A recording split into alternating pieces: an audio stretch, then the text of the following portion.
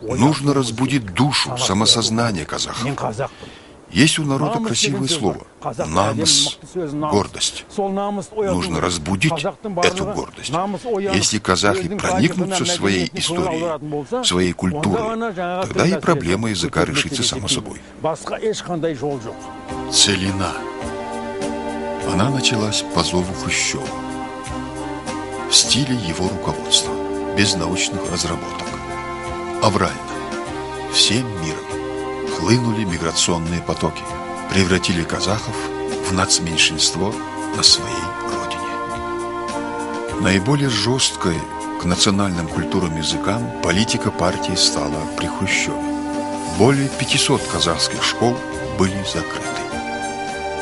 Мектеп жабылған соң тіл кетті.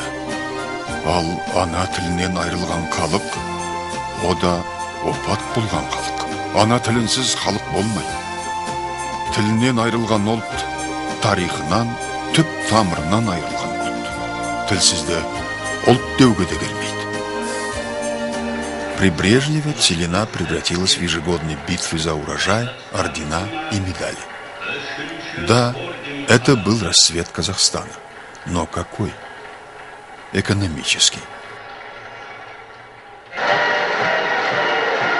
Но учитывал ли этот миллиардный гигант надежды и чаяния самих казахов, их дух, культуру, язык? Казахстан послушно повторял за всей страной.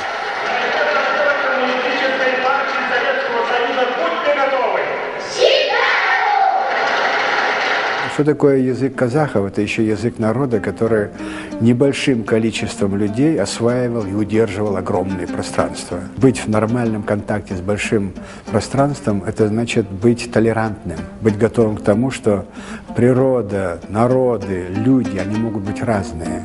И ты, для того, чтобы удержать это пространство, должен быть готов воспринять правоту или достоинство любого другого народа, носителя другой веры и так далее.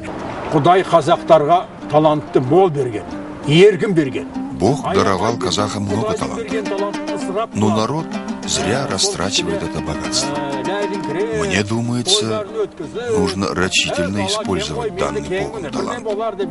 И тогда казахи самым передовым в мире народом станут.